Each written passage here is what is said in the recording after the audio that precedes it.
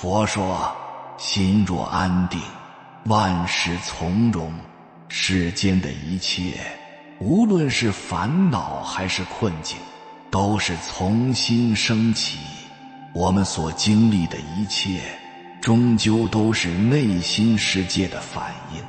四祖道信禅师曾说，百千法门，同归方寸河沙妙德，总在心源。世间之事，皆在于心。当你读懂了这3句话，就有了改变人生的神秘力量，必将福气迎门。灵妖，我是一切的根源。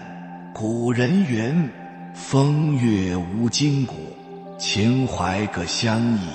古今风月都一样，只是看的人心境不同，所以产生了别样的感觉。就像我们常说的，心中有佛，则所见皆是佛。内心若是安定自在，则无论身处什么样的境地，都能够悠闲自得。内心若是烦恼不堪，就算待在风水宝地，都觉得痛苦煎熬。我才是一切的根源。一念天堂，一念地狱，你的生活全是由自己创造。菜根谭中有这样一则故事，姜子牙和申公豹一起在昆仑山学艺。下山之前，师傅给了他们一人一本奇书。姜子牙在书中看到了美丽的山川景色，祥和秀美，而申公豹在书中看到了烧杀抢掠，血流成河。师傅于是感叹，心善之人，看什么都觉得是美好，凶险狡诈之人，看什么都是黑暗。心邪一切邪，心正一切正，一切为心造，无心自解脱。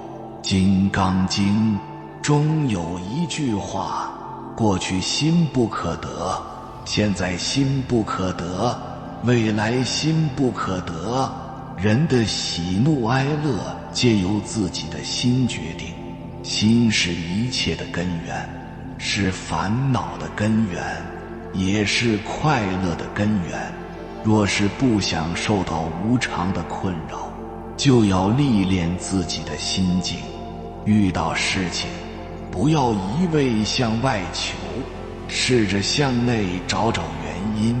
总是换工作，是因为每个工作都很差呢，还是因为自己带着怨恨工作？总是失恋，是因为遇到的人都不好呢，还是因为自己内心少点宽容和理解？很多时候，问题的根源是在自己的内心。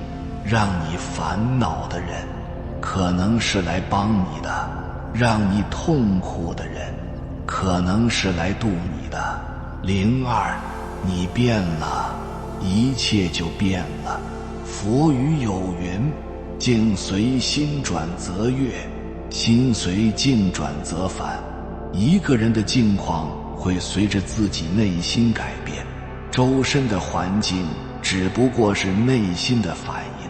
要想人生顺遂，就要学会反观内心，心随境转，苦不堪言尽随心转，才得自在。著名哲学家周国平讲过这样一个寓言：从前有一个妇女投河自尽，被正在河中划船的船夫救上船。船夫问，你年纪轻轻，有什么想不开的呢？妇女哭诉道，我结婚2年，丈夫就抛弃了我，孩子又不幸病死了，我活在这世上还有什么意思？船夫又问，2年前你也没有丈夫和孩子，过得自由自在，无忧无虑。你只不过是被命运之船送回了2年前，现在你又自由自在，无忧无虑了。妇女听了这话，心里顿时敞亮了，高高兴兴上了岸。人生的苦乐有很大一部分都是心态造成的。一个人总是想快乐的事情，就会变得快乐；总是想着悲伤难过的事情，就会变得忧郁。心中无尘心自安，烦恼由心而生。改变自己，才能改变一切。曾经有一个人很喜欢蝴蝶，他买来网子和运动鞋，追逐蝴蝶，终于气喘吁吁抓到几只，但是蝴蝶困在网里挣扎，丝毫没有美丽可言。那个人也很失望。另一个人也很喜欢蝴蝶，他于是在窗口种植了漂亮的盆栽，静静坐在窗边品茶，看着蝴蝶翩翩而来，心情很是愉悦。一切向内求，你变了，一切就变了。只要做好自己，一切都会好起来。你若盛开，蝴蝶自来。03，心宽则人安，心大则福大。古语有云，身安不如心安，物宽不如心宽。物质的富有不是真正的富有，内心的丰盈才最珍贵。人生苦短，很多事情没必要太过计较。心宽1寸，路宽1丈。心宽了，烦恼自然就少了，日子自然就顺了，人生也会圆融自在了。清代有2位杰出的画家，一个是金东新，另一个是王征。金东新的画技艺高超，待人谦和宽容，所以人们都十分钦佩他。而王征就很见不得金东新，只要见到金东新的画作，总要出言诋毁一番。有时候甚至在人多的集市，王征都要对金东新的画作指指点点。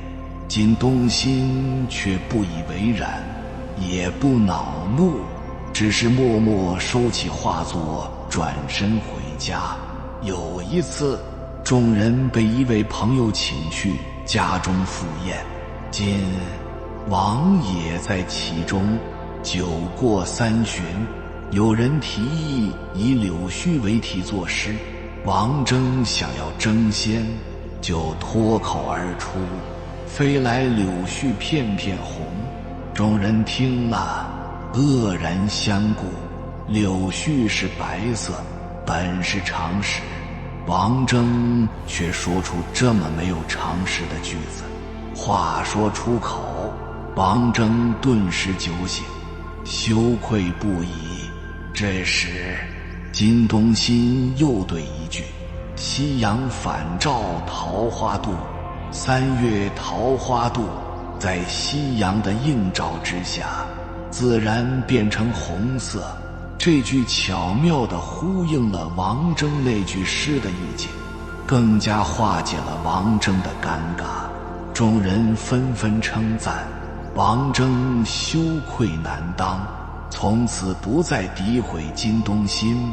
做人心量越大，成就也会越大。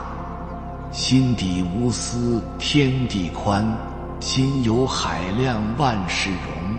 达照法师曾说，无忧即是福，心宽则无忧，故心宽是福。心宽如海，百福进来。凡事放宽心，人生才会活得自在；凡事放宽心，人生才会海阔天空。佛经里面有一句话叫一切万法唯心所现，唯识所变。这句话你理解了，你才知道向内求，向心里求，求财富，求功名，求健康，求智慧，求快乐。为什么能求得到？这句话我换一种说法讲，人生一切结果都是你当下心念的变现。我讲的这地方讲的有点难，有点深，需要大家认真听，但是你一旦听进去了，你会很震撼的。所谓改变人生命运，心念上不发生变化，基本上你的人生是定的。会遇到什么人，遇到什么事，在你因果逻辑关系里面就已经对应好了。但是改变命运的方法又很简单，一念就能改变人生命运。所以佛经中有一句话叫一念一个五蕴18界，念念相续，念念不同。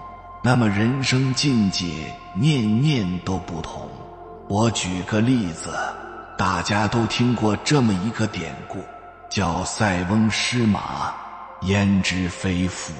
这个故事是这样子的，有个老头养了一只马，后来马丢了，马丢了肯定很伤心了，外境就是马丢了，内心的感受就是伤心了。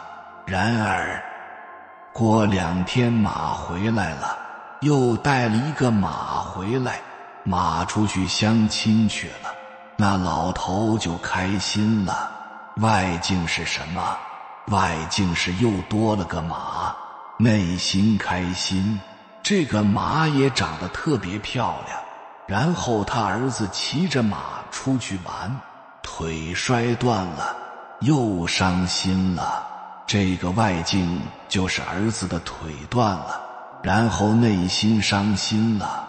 过了一段时间，他们那儿开始征兵，腿正常的都打仗去了，打仗的9死1生，基本上没有回来的。因为他儿子腿摔断了就没去，人家不要，这是不是好事儿？如果腿好好的，那就基本上就判定死刑了。我就问大家，到最后儿子征兵留在家里了，那么腿断了没有？但是老头开心不开心？为什么儿子腿断了还那么开心呢？是因为这个老头经过他的认知分析，就是因为腿断了才保了一条命，腿要不断，这个命肯定保不住，所以他命保得住。最主要的原因是腿断了。这个腿断了是不是个好事儿？腿断了肯定不是好事。为什么它变成好事了呢？认知变了，对吗？认知变了，因为你的念变了，你心情就变了，所以很开心。老头认为他儿子腿断了，真棒，断的真是时候。你会觉得老头是个神经病，但是人的认知会让你心发生变化。大家有没有想过我这里面在表达什么？我在表达一个人人生好不好，幸福不幸福，是这个结果本身独立决定的吗？不是，一定不是独立决定的，对吧？一定有一个其他条件，这是一个非常重要的问题。刚才我讲的这地方稍微有点难，你先慢慢消化。所以人生在努力上来讲有2个方向，第一个方向就是外境尽量的不出现，第二个就是外境出现了，我怎么给它创造一个新的条件？当然这件事情它的性质发生了变化，然后内心就会产生一种新的不同的觉受，有一种新的不同的体验，就是我可以通过创造一个新的条件加在一起，然后改变一个人的觉受。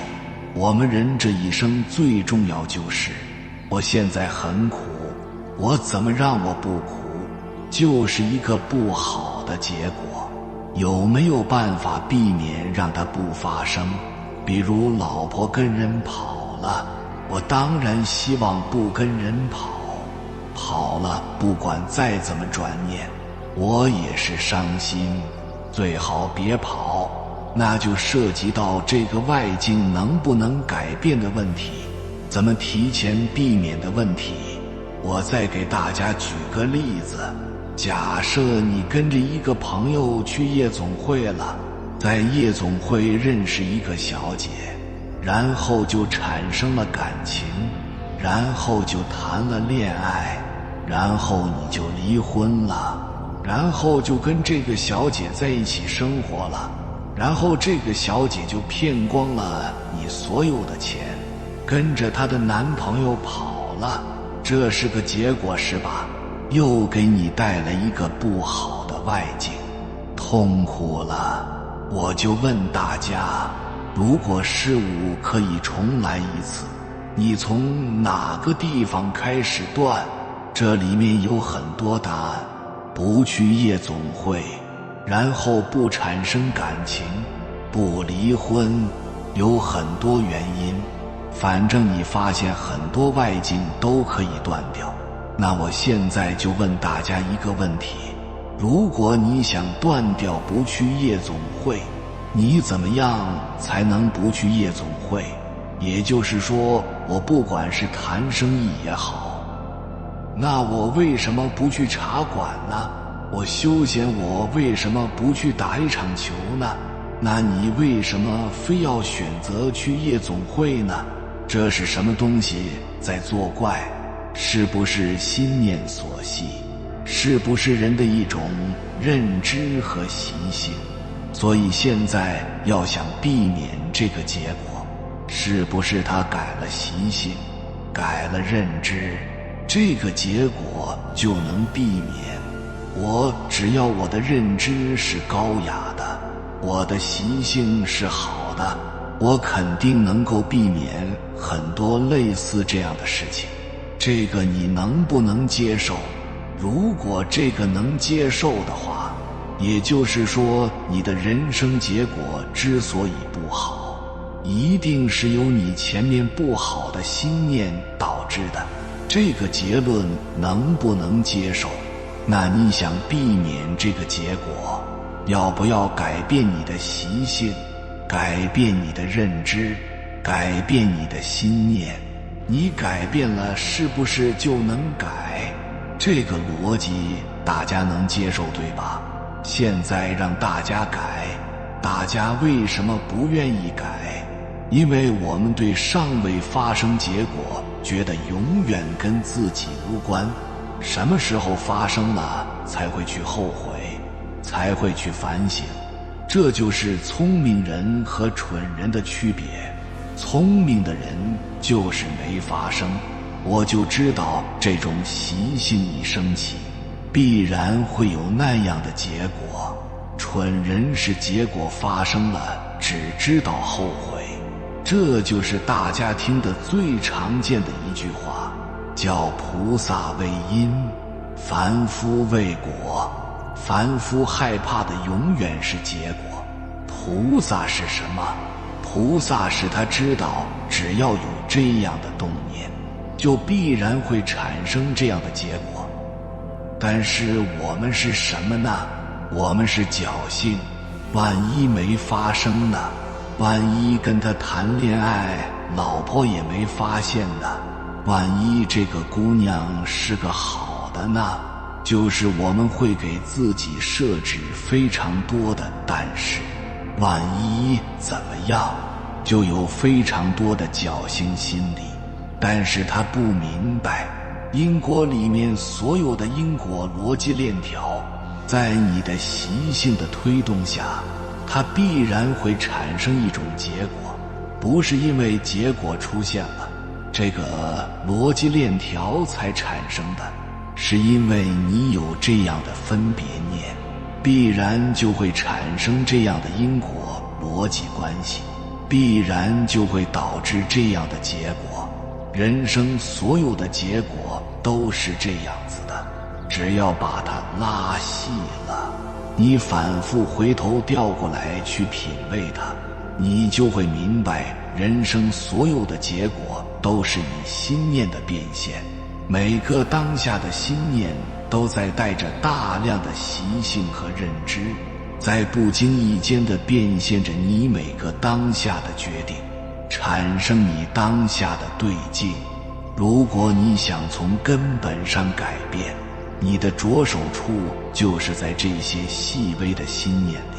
你想改变人生结果，心念上不发生变化，大概率方向基本上你的人生是定的，会遇到什么人，遇到什么事，在你因果逻辑关系里面就已经对应好了，你这种习性就必然对应这样的人生结果，这就是所谓的因果。所以任何东西，一切万法唯心所现，唯识所变，一切外境，一切存在，一切教授，都是心念的变现。没有一个东西离开了心念而单独的存在。这个世界，如果你没有念去分别它，它存在跟你也没关系。所以王阳明说过一句话，你看花时，花跟你的心同时绽放，你不看花时，花与你的心同时入于寂灭。所以这个世界是个心念变现的世界，是心物一体的，有物必有心，有心必有物。所有的痛苦都是我们的自作自受，谁也不赖。听懂下面的原理，照着方法去做，你就能改变。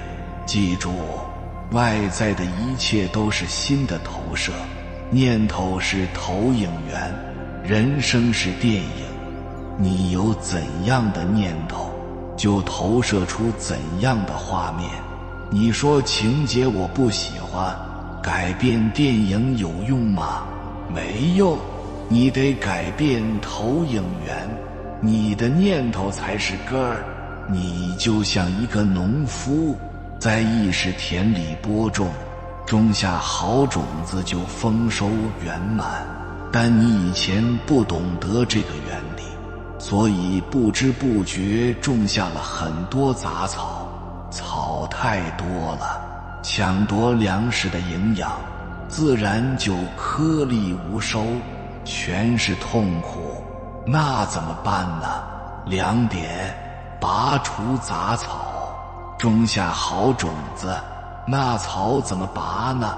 从现在起接纳一切发生，对改变不了的人和事，什么老婆老公哪不好，自己怎么没钱等等，通通不再想，完全的接纳，保持心态的平和。就是因为你累世累劫，在意识田里种下了抱怨、生气、讨厌、自卑、看不上别人等等坏种子，今天才会有这样的相。外面没有别人，你心干净了，不再有那么多评判、分别，谁对谁错，好坏得失，意识田就干净了，才有营养给到好种子。眼下的所有困难，不过是坏的意识印记聚集起的负能量，你不理它，他自己就耗尽了。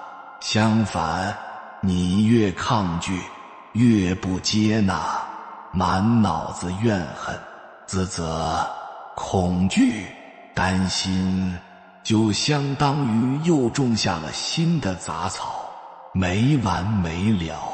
你这是在害自己。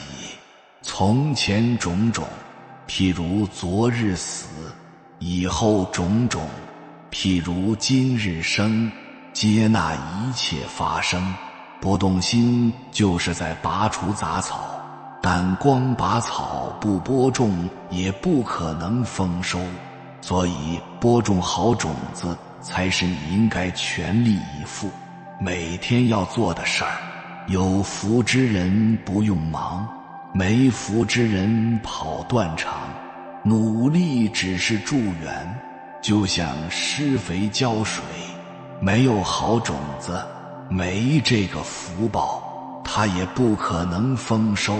你看那么多努力的人，也不是谁都能幸福的，就是这个道理。意识田里最好的种子就是利他之心和感恩之心，因为生命的本质就是爱，唯有此才能结出幸福的果实。怎么做呢？举个例子，在吃饭时感恩每一口饭，每一口菜，是他们用自己供养了你，感恩播种他们。运输贩卖过程中的无数个人，没有他们的劳作，你不可能如此方便地获得温饱。试想，假如他们都不做了，就算你手里拿着100万，也吃不到1粒米。